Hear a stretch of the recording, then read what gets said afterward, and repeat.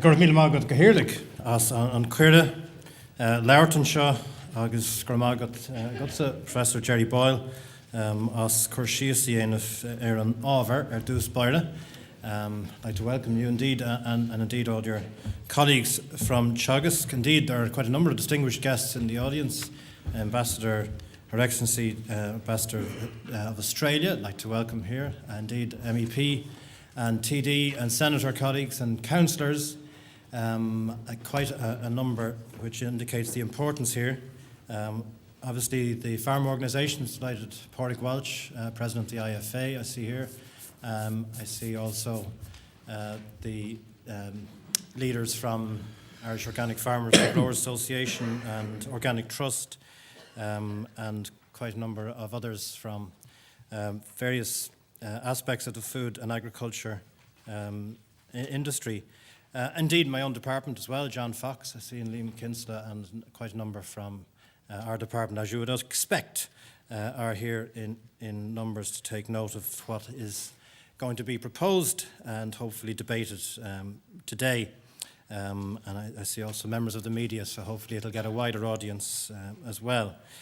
Can I thank, first of all, Director General of the Institute of International and European Affairs, Jill Donoghue, for her invitation to be here to officially open today's conference.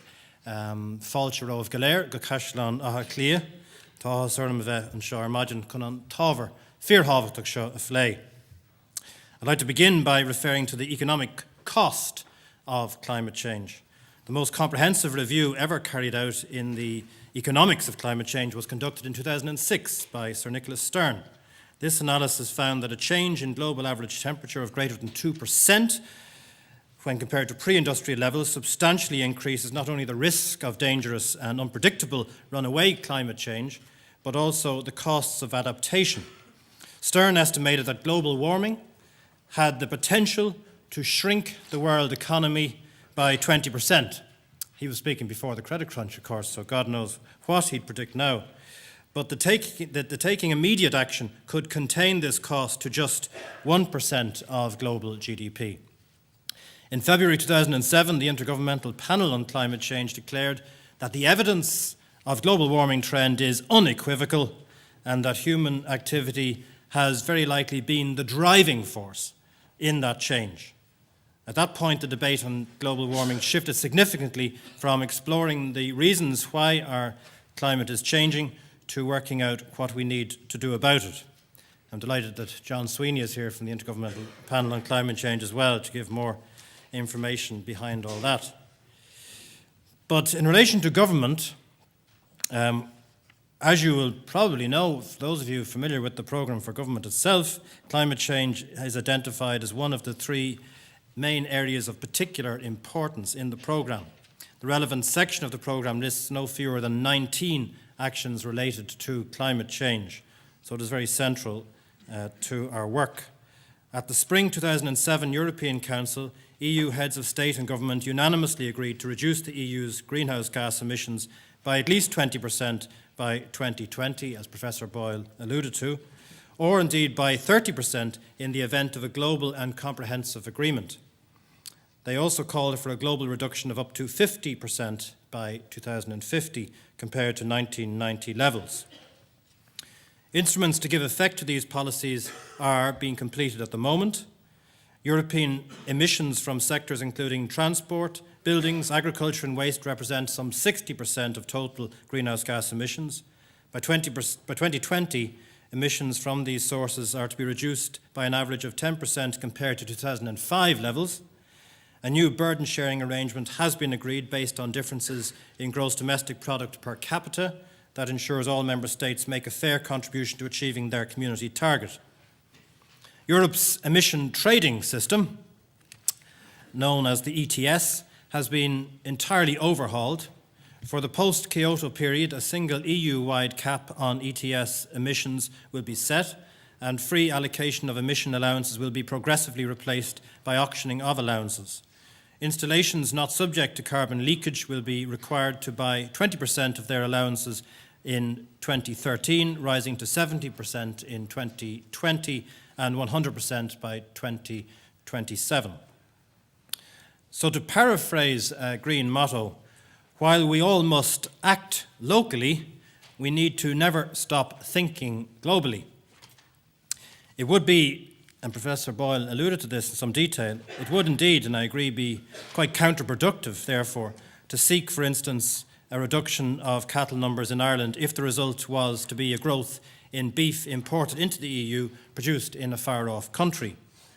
For those beef cattle to be reared, for example, in areas of cleared rainforest would further worsen the effects of climate change globally. Unless we think globally and act locally, this type of carbon leakage works against our genuine efforts to reduce greenhouse gas emissions. I certainly can speak personally as regards the Green Party ministers and indeed government overall very much appreciates the need to avoid carbon leakage as well as reduce emissions. And I take the opportunity to blow a particular myth that has been peddled, claiming that the Minister for the Environment and Local Government, John Gormley TD, is somehow in favour of a massive cattle cull to reduce methane emissions. This is completely untrue, and indeed I would say it's a gross disservice to the work Minister Gormley has been doing to help the long-term viability of all sectors, including agriculture. Both Minister Smith in my own department and Minister Gormley work closely as members of the Interdepartmental Committee on Climate Change, but Minister Gormley is the lead minister on the issue internationally when it comes to the Council of Ministers, for example. In the European climate change deal agreed before Christmas, Minister Gormley firstly achieved flexibility in the deal to ensure that Ireland did not face higher costs of reducing greenhouse gas emissions and that we would not be forced to reduce our national herd. Secondly, Minister Gormley travelled to Paris in December for talks with the European Presidency's chief climate change negotiator. The aim was to ensure that the specific issues in relation to agriculture were recognised in the deal. This means that in the event of a global deal later this year on climate change, the issue of carbon leakage from agriculture will be examined.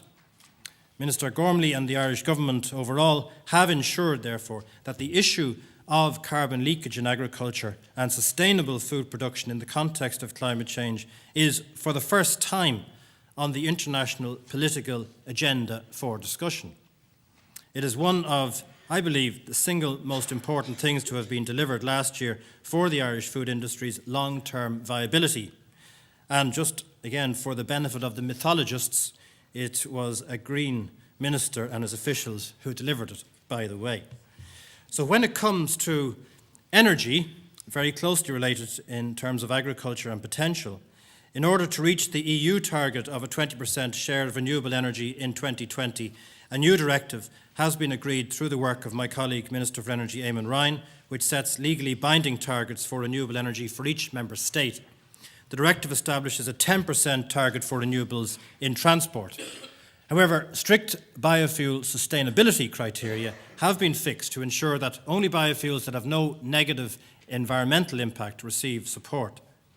And while we all must acknowledge that the highest levels of emissions in the non-trading sector emanate from the agriculture and transport sectors, a closer look at emissions levels from 1990 to 2007 reveals that emissions from agriculture fell by almost 7% in that period. Agriculture, therefore, has been playing a very significant part in reducing emission levels, but it is clear that much greater effort, obviously, with the targets that are in place, is going to be required to meet the challenges ahead. The agriculture sector must make a significant contribution to the reduction of national greenhouse gas emissions, primarily, I would think, through the production of renewable energy. Harnessing the full potential of Ireland's renewable energy resources is an essential part of the transition to a low-carbon economy. It is also necessary if we are serious about reducing our dependence on imported fossil fuel. The Government, through my colleague Minister Eamon Ryan, is committed to rapidly expanding the use of renewable energy in Ireland. And as part of the initiative, the Government recently adopted a target that 40% of electricity consumed would be from renewable sources by 2020. A recent all-island grid study indicated that this target would save around 5 million tonnes in carbon emissions from electricity. Accordingly, my department is implementing a number of support measures to increase the share of renewable energy derived from agriculture and forestry sectors. Globally, of course, deforestation is actually responsible for 17% of total greenhouse gas emissions. But, of course, on the other hand, there is new and existing forestry which has a very significant potential to lock up that carbon. I'm glad to be standing here at a timber lectern, because there's a lot of carbon locked into that, and indeed we need to see more examples of a culture of timber in this country so that we can further lock up a lot of that carbon as well as reduce emissions itself. And it's a sobering thought to take a much longer term view back as well as forward, that it is the trees that we have had which have been soaking up carbon and cooling the climate, which have created the conditions for us humans to live, and indeed the cattle and all the other mammals that we somehow take for granted all too often. But we do need to lock up that carbon the way it was locked up for us in the past. The government remains committed to the maintenance of an attractive package of grants and premiums for new afforestation, even in these difficult economic times. And I would indeed encourage, again, farmers to consider the forestry option and related enterprises, timber products, the various fruit and just food production trees, orchards being an example, as well as bioenergy. I'm delighted, finally, to see today's conference will be addressed by such a high range of high calibre speakers, although I must say I am disappointed that no speaker will specifically address the potential significant contribution that organic farming methods can make to climate change solutions. One of the many advantages that organic agriculture offers is that it does not depend on nitrogenous fertiliser, which was alluded to indeed by Professor Boyle earlier, which of course is coming from fossil fuels, made from fossil fuels, and currently generates, in many cases, unnecessary greenhouse gas emissions. Organic farming also prioritises a build-up of humus in the soil. And discussing this with Liam Kinsler in our own department, this is another way of locking up carbon, of course, as well as improving fertility and yield. But we do need to increase the soil's capacity as well as our forest's capacity to store carbon. That being said, the lineup of expert speakers assembled for today's event is extremely impressive, and the Institute is to be applauded for bringing together so many key stakeholders, farmers, farmers' representatives, policymakers and researchers from a cross-section of Ireland's agri-food industry to concentrate on this most critical issue. Each has a very important role to play. So we do know that there is a new direction in our country which needs to be taken. I know that Irish people increasingly understand the need to prevent and adapt to the changes in our climate, and indeed to halt the terrifying prospect of runaway climate chaos. Our task is to give leadership which sets out not just the measures to bring about the greening of Irish agriculture, but which explains to every man, woman and child how we are in effect in the midst of a vital transformation to become a society which can live well without the oil well. Now, it's a challenge, but I think it's easier to say it that way and then think about it, because it's going to require a bit of work. But this is only possible, of course, in the context of today's conference with a benign climate. We do need that benign climate to get through this.